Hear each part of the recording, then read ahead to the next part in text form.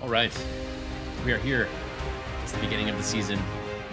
It's Saturday evening when I'm recording this. I'm here to preview week one for everybody. I'm going to try and do these a little bit sooner, ideally ahead of the first week kickoff, who I think you all know is my birthday this week and I was out of town. I'm doing this on Saturday night for you guys. First things first, we've got a couple games underway. I'm not going to let that really influence the way that I look at this, but yeah, let's start off. So first of all, I'm up against Caleb. This isn't going to be much of a game, in my opinion. I'm just going to come out and say it that way. They took a big swing with Jonathan Taylor, who obviously is going to be out for 4 weeks. You know, we'll see where that goes. I respect the chance there. My team is going to be too much. For those of you that listened to the draft preview, I gave those guys a D+. I'm not going to dwell on this one too much. I'm just going to kind of let my team do the speaking here. But best of luck.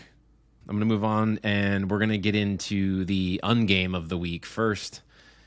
Studio City, draft grade D against Zaz, draft grade F. And for those of you paying attention to the waiver wire, Zaz has been active, dropping his numerous auto draft IDPs and adding pieces like Deion Jackson, Van Jefferson, Noah Gray, all good pickups, I would say, in terms of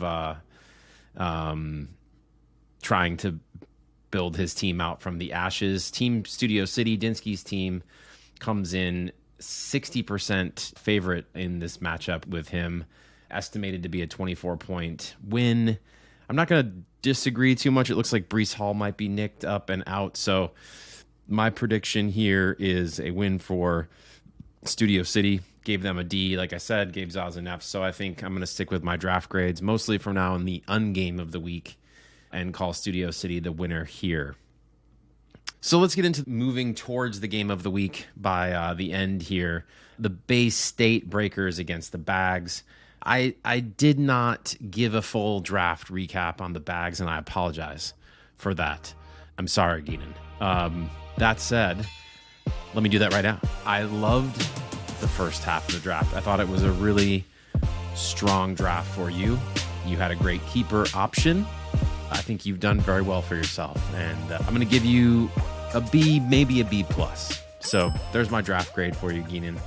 I'll keep it short and sweet, but now we're coming into a game against Bay State. The Bay State Breakers, Jeff. He opened up with two Lions, Goff and Amon-Ra St. Brown. The Sun God looked really good, 19 points in Thursday night's game. Goff played well, although the numbers here don't really support it. I like Geenan's team a lot. It's a 50-50 proposition according to Sleeper right now. I think a lot hinges on Mark Andrews and his availability. But in this particular matchup, I'm going to go with Bay State. I'm going to go with Poppy. I'm going to go with Jeff, a.k.a. Ghost, all the different nicknames. I think some magic is going to come out of this game somehow. Next up in this week's matchups, we've got Hart and Yim, the Capybaras and the Seattle Kraken. This game is super close, 50-50 on Sleeper. The history on this matchup, for those of you that are not aware, it's been a incredible back and forth, some big games over the years between these two. No love lost. And this should be a absolute cracker of a game. Geno Smith should be really interesting to see how he comes out and performs for Seattle. No IDP locked in for the Capybaras, but I think they're going to fix that by kickoff. Man, this is going to be a tough one to call, but I think McCaffrey, Henry, I just feel like this is going to be too much, and I feel like the Capybaras are going to pull this one out. It's should be a very good game. I gave Hart an A- in the draft, and I gave him a B-, but I'm looking at this squad right now. Sleeper has it at 0.5 difference, and so I'm picking the Capybaras. Next matchup, we've got the defending champs, the Dankies, playing the Jabronis. It's going to be a really good game, 50-50. Mahomes looked pedestrian against my Lions. They played great. He didn't have Kelsey. Mike Tirico called it an asterisk game. Bullshit. Mahomes looked, 23 points is what he posted here. I think the champs find a way I don't want to bet against the champs in week 1. I feel like they're going to take this. I feel like Deebo Samuel is really looking to have a big year. I think this will be a great matchup, but I'm going to go with the Yankees in this one. Now we're into the game of the week, which Eric actually floated out earlier in the week on text. He said, hey, 2 best drafts going against each other according to me. A- for Eric, A for Dave and Mr. Irrelevant. This is going to be a great game. We're going to see who is coming to play. Sleeper has this almost 50-50, slight favorite to Dave and Mr. Irrelevant.